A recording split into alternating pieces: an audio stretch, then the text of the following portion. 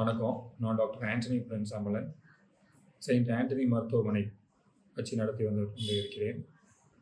இன்றைக்கி நம்மளுக்கு கொடுக்கப்பட்ட டாபிக் நீரிழிவு நோயினால் வரும் புண்கள், காலில் வரும் புண்கள், டயபெட்டிக் ஃபுட் அல்சர். ஸோ இந்த டயபெட்டிக் ஃபுட் அல்சர் எதனால் வருது? காலில் வர்ற புண்ணு, சுகர் பேஷண்ட்டுக்கு சுகர் அளவுக்கு அதிகமாக ரத்தத்தில் கலக்கும்போது அதை கவனிக்காமல் விடுறதுனால பல இடத்துக்கு போயிட்டு காலை கழுவாமல், டெய்லி காலை கழுவாமல் இருப்பதனாலையும், வருஷக்கணக்காக சர்க்கரை நோய் இருக்கிறவங்க, 20 வருஷம் 25 வருஷம் சர்க்கரை நோய் இருக்கிறவங்களுக்கு அத்திரோஸ்கிரோசிஸ் அப்படின்னு சொல்லுவோம். இரத்த குழாயில் அடப்பு வரும், சின்ன சின்ன இரத்த குழாய்களில். அதோடு சேர்ந்து நம்ம காலையும் சுத்தமாக வைக்கலை, காலை ஒழுங்காக கழுவலை அப்படின்னா சின்ன சின்ன புண்ணாக வர்றது நம்மளுக்கு தெரியாது. எப்படின்னு கேட்டிங்கன்னா, சில ப்ரெஷர் பாயிண்ட்ஸ் இருக்குது ஃபுட்டில்.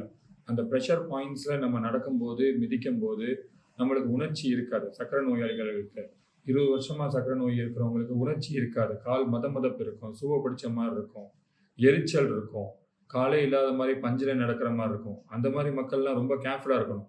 டெய்லி காலை கழுவி சுத்தமாக இருக்கான்னு பார்த்துக்கணும். ஸோ அப்படி விட்டுட்டோம்னா ஒரு சின்ன புண்ணாக இருக்கிறது பெரிய புண்ணாக மாறி அதை ஒழுங்கான ட்ரீட்மெண்ட் கொடுக்காம நம்மளே வைத்தியம் பார்த்தாலோ, இல்லை ஏதாவது தெரியாத டாக்டர்கிட்ட போய் அதுக்கு ட்ரெஸ்ஸிங் போட்டாலோ அது பெரிய புண்ணாக மாறி டக்குன்னு ஃபாஸ்ட்டாக மூவ் ஆகி ரத்த ஓட்டம் கட் ஆயிடுச்சு, அப்ளூட் ஆயிடுச்சுன்னா அது ஒரு பெரிய புண்ணாக மாறி காலை எடுக்கிற அளவுக்கு போயிடும். அதுதான் டயபெட்டிக் ஃபுட் அல்சர். அது தொடக்கத்திலே வந்துட்டோம்னா, அந்த விரல்கள் எல்லாம் கருப்பிடிக்கிறதுக்கு முன்னாடியே வந்துட்டோம்னா, அந்த நோய்கள் கிருமிகள் தாக்குறதுக்கு முன்னாடி வந்தாலோ, இல்லை அந்த நாற்றம் அடிக்க முன்னாடி, ஸோ டயபெட்டிக் ஃபுட் அல்சரில் ஒரு நாற்றம், ஒரு துர்நாற்றம், பயங்கரமான துர்நாற்றம் வரும். அந்த துர்நாற்றம் வர்றதுக்கு முன்னாடியே நம்ம டாக்டரை பார்த்துட்டாங்கன்னா அந்த நீட்டாக அதை சுத்தம் பண்ணி டீப்ரைட் பண்ணி அதில் இருக்கிற கிருமிகள் எல்லாத்தையும் நீக்கி அதில் ரத்த ஓட்டம் எவ்வளோ தூரத்துக்கு இருக்குது என்பதை சிடி ஆன்ஜியோ மூலமாக பார்த்து எல்லாத்தையும் கிளியர் பண்ணி ஒரு கம்ப்ளீட் ப்ரோட்டோகால் படி நம்ம பார்த்தோம்னா இந்த டயபெட்டிக் ஃபுட் அல்சரில் காலை எடுக்காமல் தடுத்து சின்ன சின்ன சர்ஜரிஸ்லாம் பண்ணி காலை நம்ம காப்பாற்ற கண்டிப்பாக முடியும். ஸோ சர்க்கரை நோயாளிகளே, 20 வருஷத்துக்கு மேலே இருக்கிற சர்க்கரை நோயாளிகள் டெய்லி கண்டிப்பாக நீங்கள் காலை சுத்தம் பண்ணணும்.